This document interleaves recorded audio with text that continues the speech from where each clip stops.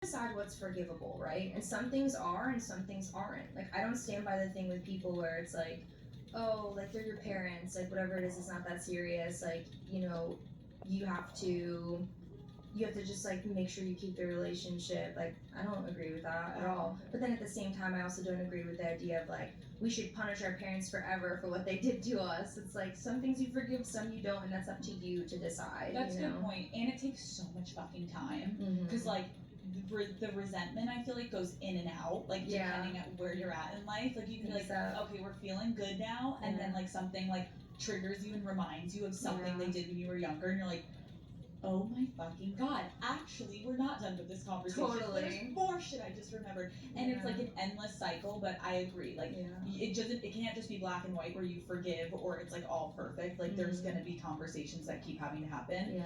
I think also something interesting that you were talking about was like going to all these different schools. Like when we are young, a huge part also of like what forms our personality and our tendencies is like our relationship with our friends and our peers.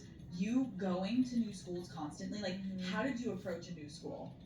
I was definitely like, this is an opportunity. You know, I was always like, if there's something I want to try out or someone I want to be, like I can do it here because no one knows me. Oh, interesting. You know, like when I was growing up, I was like Ashley with a Y. I was like Ashley with 2 E's. Oh. There was like one school I was at for like a really short period of time where I was like, I'm Ashley, but everyone calls me Sky. Is it not true? I made that up. I was just like 9. And then like it was like years later, I was like in a bar in New York and someone came up to me and they were like, Sky, and I was like, what? And they're like, Sky, like, we went to school together, and I was like, I don't even remember being that person, which is ironic now because if you know anything about me, like as an artist, like you're like that tracks, like you constantly look and seem and act like different, you know. But that's kind of like fun and tough as a kid. You're constantly not having to have this like stable foundation around you of like I went to the same fucking school from like kindergarten to 8th grade, so like we all knew each other's parents and we all knew each other's shit, which has its pros and cons, but like constantly moving, I feel like you can reinvent yourself, but you also I feel like aren't really seen then. No, definitely not. Yeah, you're just it's like fragments of you out in the world, just like these little whispers of a person who's like barely even formed. Like my manager Anthony has a tattoo on his arm, and it's a tattoo of his childhood home. And he was like, yeah, it's like a drawing of my childhood home. And I was like, bitch, if you asked me what my childhood home was, I can't think of one because like I had so many. Like I can't picture like a childhood home. I lived in like 8 houses, like apartments, like you know what I mean. You couldn't even like draw something. I mean, I would have to if I had to pick one that was like my childhood home, like maybe the house I lived in when I was in high school, but that's not really childhood. No.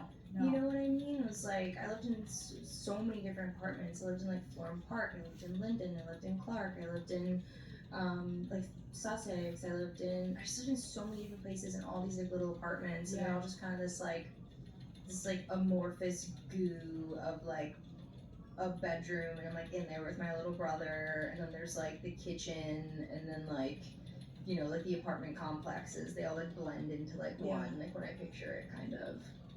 I'm interested to get your take on this. Like, what do you think is the difference between like hyper independence versus loneliness? I think it's whether it's forced or it's a choice. You know what I mean? Yeah. I think that's kind of the difference. I think like if you're choosing to be hyper independent because it's like it's better for you and like you function, you know, better in that way versus if you're forced into hyper independence because you're not trusting or you have like an attachment issue or like, you know, you're you put a lot of pressure on yourself to succeed or to accomplish. That's kind of that like loneliness, like that solitude. Like, would you say you were lonely as a kid? Oh my god, yeah. I was so lonely. I'm still lonely. I'm like, you know, loneliness is like when it affects you on, you know, I feel like there's like clinical loneliness. You know, it's like there's being sad because something happened, and then there's like obviously like depression, which is like, you know, it's clinical. I feel like there's a version of that with loneliness. You know, where it's like you're lonely because people aren't around and you have no one to hang out with, or you're lonely because you're going through something singular. Then there's like deep, like carnal loneliness, And I think that I've definitely felt that way for like a lot of my life. And it's hard to fix. You know, it's like it's hard.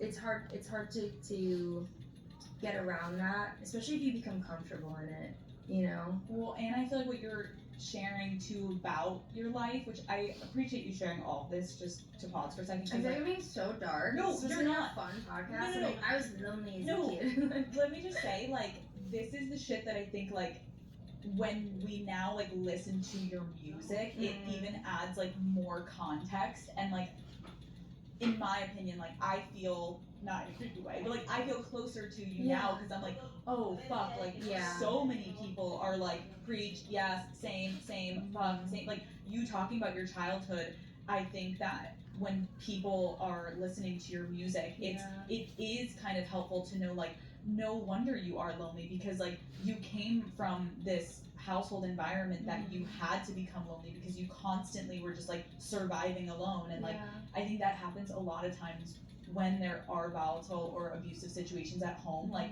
if there's multiple people getting abused, you can't even connect in the moment over because you're just surviving. And then you talking with your mom later on down the line, like of course you wish you guys could have bonded over or talked about it when you were that young, but you couldn't because you didn't have the tools, either of you, to be like, this is happening. Sometimes, a lot of times it takes getting out to be able to talk about shit. And it's generational. You know what I mean? Like I always say, it's like for a lot of us, our parents were in the generation of survival. We're the first with the luxury of existential thought. You know what I mean? Like they didn't have the luxury to like be, like putting thought into, you know, their existence or like the roles and dynamics at play or like you know the reasons why they're doing something. Like it was mostly just like surviving. You know. I'm really interested to talk about